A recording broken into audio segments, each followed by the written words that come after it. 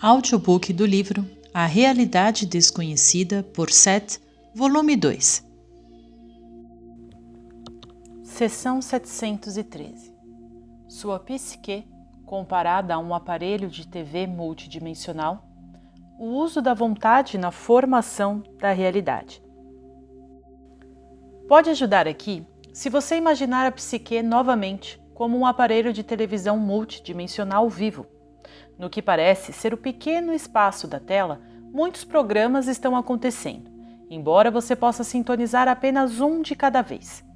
De certa forma, porém, todos os outros programas estão latentes naquele que você está assistindo. Há coordenadas que os unem a todos. Há um dar e receber bastante invisível para você entre um programa e outro. E a ação dentro de um, novamente, afeta a ação dentro de cada um dos outros. Como essa televisão multidimensional imaginária, a psique, contém em si outros programas além daqueles em que você está atuando, outros enredos, ambientes e situações do mundo. Teoricamente, você pode momentaneamente sair do seu programa para outro com a mesma facilidade quando você sabe como agora você se move de uma sala para outra. Você deve saber que os outros programas existem ou a possibilidade de tal ação não ocorrerá. Em termos mais amplos, todos os programas são apenas partes de um. Os vários conjuntos são reais, no entanto, e os personagens bastante vivos. Atores interpretando papéis estão obviamente vivos, como atores, mas em uma peça ficcional, por exemplo. Os personagens retratados pelos atores não estão vivos em seus termos, da mesma forma que os atores estão. Na psique, porém, e em sua realidade maior, os personagens têm suas próprias vidas, tais reais quanto as dos atores. Pense novamente na psique da maneira mencionada, tomando como certo que o programa agora na tela é a realidade totalmente dimensionada e que, escondidos de alguma forma em seus próprios elementos, estão todos os outros programas não aparecendo. Estes não estão alinhados no espaço atrás do programa frontal, mas de uma maneira completamente diferente, contida dentro dele. O ponto de qualquer imagem em um determinado momento na exibição da imagem pode representar, por exemplo, uma cartola em uma mesa. Todo mundo que atuava naquela cena veria o chapéu e a mesa e reagiria de acordo com suas próprias características individuais. O chapéu sobre a mesa, embora possua toda a parafernália de realidade necessária para aquela cena, também pode, no entanto, servir como um tipo diferente de ponto de referência para um dos outros programas que ocorrem simultaneamente. Nessa realidade, digamos o programa 2, toda a configuração do chapéu e da mesa pode não ter sentido, enquanto ainda é interpretada de uma maneira totalmente diferente de uma perspectiva bastante diferente. Lá no programa 2, a mesa pode ser uma planície natural plana e o chapéu uma estrutura de formato estranho sobre ela, natural em vez de manufaturada. Objetos em sua realidade têm um aspecto totalmente diferente em outra. Qualquer um dos objetos mostrados no programa que você está assistindo, então, pode ser usado como um tipo diferente de ponto de referência em outra realidade, na qual esses objetos aparecem como outra coisa. Estamos tentando fazer uma analogia aqui em 2 níveis. Então, por favor, tenha paciência comigo. Em termos da sua psique, cada um de seus próprios pensamentos e ações existem não apenas da maneira como você está familiarizado com eles, mas também em muitas outras formas que você não percebe. Formas que podem aparecer como eventos naturais em uma dimensão diferente da sua, como imagens oníricas e até como energia autopropulsora. Nenhuma energia é perdida. A energia dentro de seus próprios pensamentos, então, não se dissipa mesmo quando você mesmo os termina. A energia deles tem realidade em outros mundos. Agora imagina que a imagem na tela da televisão mostra seu próprio universo. Sua ideia de viagem espacial seria enviar uma nave de um planeta à Terra para o resto do espaço que você percebe naquela Terra plana. Mesmo com sua tecnologia projetada, isso envolveria grandes elementos de tempo. Imagine aqui agora que a imagem da tela está descentralizada para começar, de modo que tudo está distorcido até certo ponto. Sair para o espaço parece estar voltando no tempo. Se a imagem estivesse magicamente centrada, então todo o tempo seria visto fluindo no momento instantâneo de percepção. O agora privado e, de muitas maneiras, a massa agora, ou percepção de massa, representa o ponto agora geral de seu planeta. A partir daí, o tempo, entre aspas, vai em todas as direções prováveis. Na verdade, também vai para dentro em todas as direções prováveis. A imagem simples do universo que você vê em nossa tela, portanto, representa uma visão de sua própria perspectiva agora. Mas cada estrela, planeta, galáxia ou o que quer que seja composto de outros pontos de referência nos quais, para colocá-lo simplesmente, os mesmos padrões têm diferentes tipos de realidade. As verdadeiras viagens espaciais seriam, é claro, viagens tempo-espaço, nos quais você aprende a usar pontos em que seu próprio universo, como pistas dimensionais, serviriam como pontos de entrada em outros mundos. Caso contrário, você estará simplesmente voando como um inseto pelo lado de fora do aparelho de televisão, tentando iluminar a fruta, digamos, que é mostrada na tela. E se perguntando, como uma pobre mosca confusa, por que você não consegue? Você usa um foco principal em sua realidade. No mundo exterior, isso significa que você tem uma imagem clara. Esse programa físico é aquele em que você está atuando, vivo, e é aquele mostrado na tela. A tela é a parte de sua psique na qual você está se concentrando. Você não apenas sintoniza a imagem, mas também cria os adereços, toda a história da vida e dos tempos. Mas em termos tridimensionais vivos, e você está dentro dessa imagem. O tipo de realidade assim criado por essa porção de sua consciência forma um determinado tipo de experiência. É válido e real. Quando você quer viajar, você o faz dentro das dimensões da realidade assim criada. Se você dirige ou voa de uma cidade para outra, não considera a viagem imaginária. Você está explorando as dimensões dadas. Se você alterar um pouco essa imagem para que as imagens fiquem um pouco embaralhadas, e você faz isso alterando o foco de sua consciência, então a coordenação familiar desaparece. Objetos podem parecer borrados, sons comuns distorcidos. Parece que você está na periferia de sua própria realidade. Em tal estado, no entanto, é fácil ver que sua orientação usual pode ser apenas um dos muitos quadros de referência. Se você mudasse ainda mais o foco da sua consciência, poderia então trazer outra imagem inteiramente. Do lado de fora, isso lhe daria outra realidade. Nela, sua antiga realidade ainda pode ser percebida como uma imagem fantasma. Se você soubesse o que procurar e se lembrasse de suas coordenadas anteriores. No interior, no entanto, você estaria viajando não ao redor, mas através de uma parte da psique com sua realidade, para outra parte da psique com sua realidade. Esse tipo de viagem não seria mais imaginária do que uma viagem de uma cidade a outra. Existem coordenadas espaço-temporais que operam do seu ponto de vista e viagens espaciais do ponto de vista do seu tempo, feitas ao longo do eixo de seu espaço. Será um procedimento relativamente estéril. Entre parênteses aqui. Alguns casos relatados de OVNIs aconteceram no passado para os visitantes, mas apareceram como imagens ou realidades em seu presente. Isso envolve apenas avistamentos de naves. Fecha parênteses. Quando você muda seu aparelho de televisão comum de uma estação para outra, você pode encontrar neve ou distorção. Se algo estiver errado com o conjunto, você pode simplesmente sintonizar padrões que aparecem sem sentido e não carregam nenhum programa específico. Você pode ter som sem imagem e, às vezes, até uma imagem, mas som de outro programa. Então, quando você começa a experimentar estados de consciência alterada, muitas vezes se depara com o mesmo tipo de fenômeno, quando nada parece fazer sentido. Atualmente, os físicos fizeram alguns avanços importantes, mas não reconhecem seu significado. O universo que você conhece está cheio de buracos negros microscópicos e buracos brancos, por exemplo.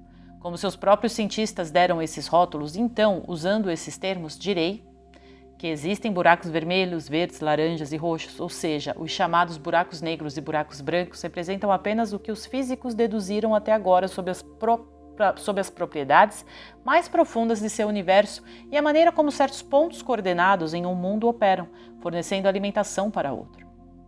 Nada existe fora da psique, porém, que não exista dentro dela. E não há mundo desconhecido que não tenha sua contraparte psicológica ou psíquica. O homem aprendeu a voar enquanto tentava exteriorizar a experiência interior, pois nos estados extracorpóreos, nos sonhos, ele há muito estava familiarizado com o voo. Todas as incursões na realidade exterior ocorrem quando a psique tenta reproduzir em qualquer mundo exterior a liberdade interior de seu ser. Os homens também visitaram outros mundos através dos tempos. Outros visitaram seu mundo. Em sonhos e em estados alternados ao longo da história, como você a aceita, os homens foram levados em tais jornadas. Em seu retorno, quase sempre interpretavam suas experiências em termos de seus programas em casa, entrelaçando o que aconteceu no que acabou sendo grandes mitos e histórias, reais, mas não reais. Embora tudo isso possa parecer bastante esotérico, é altamente prático e estamos lidando com a natureza da própria criatividade. Seus pensamentos, por exemplo, e suas intenções têm sua própria validade e força. Você os coloca em movimento, mas eles seguem suas próprias leis e realidades. Toda a criatividade vem da psique. Eu, recentemente, sugeri um projeto para a classe de Hubert, um projeto que acabará por iluminar muitos dos pontos que estou apresentando em A Realidade Desconhecida. Sugeri que os alunos de Hubert criassem uma cidade em outro nível de realidade. Isso não deve ser um tipo de coisa do tipo torta no céu ou algum céu suspenso acima, mas um ponto de encontro muito válido entre os mundos. Um mercado psíquico, por exemplo, onde as ideias são trocadas, um local de comércio psíquico, um ambiente agradável com coordenadas bem definidas, estabelecido como um satélite em órbita nos arredores de seu mundo. Inicialmente, todos os mundos são criados exatamente dessa maneira. Em certos termos, então, isso envolve de maneira muito pequena a criação e colonização de um tipo diferente de realidade. Aceita conscientemente, porém, de sua perspectiva. Em um nível inconsciente, o mundo como você conhece se expande de tal forma. Vários alunos tiveram sonhos envolvendo a participação em um projeto desse tipo. Hubert se viu fora do corpo olhando para uma jaqueta. Tinha 4 bolsos retangulares. Era de tamanho gigante. Enquanto olhava para ela, a aba da frente estava aberta. No sonho, ele voou por essa aba literalmente para outra dimensão, onde a ponta da aba era uma colina na qual ele pousou. A partir dessa segunda perspectiva, os bolsos da jaqueta na primeira perspectiva tornaram-se as janelas de um edifício que existia em uma terceira dimensão ainda mais distante além da colina. De pé na colina, ele sabia que na perspectiva 1, as janelas do prédio, na perspectiva 3, eram bolsos de jaqueta. Mas ele não conseguia mais percebê-las como tal. Olhando para fora da colina em Percevru, a perspectiva 1 estava invisível para atrás dele, e a perspectiva 3 ainda estava à frente dele, separada dele por um abismo que ele não entendia. Ele sabia, porém, que se as persianas fossem fechadas nas janelas da perspectiva 3, as abas do bolso da jaqueta pareceriam fechadas na perspectiva 1. Ele também percebeu que estava dirigindo a construção do prédio na perspectiva 3, fazendo a jaqueta na perspectiva 1. Quando ele se aproximou do morro em perspectiva 2, ele falou com o empreiteiro que estava lá antes dele. Hubert disse que queria mudar o designer. O empreiteiro concordou e gritou ordens para as pessoas que trabalhavam na perspectiva 3, onde ficava o prédio. Hubert estava validamente envolvido na construção daquele edifício. E ele realmente viajou por várias dimensões em que os objetos em uma representavam algo totalmente diferente em outra.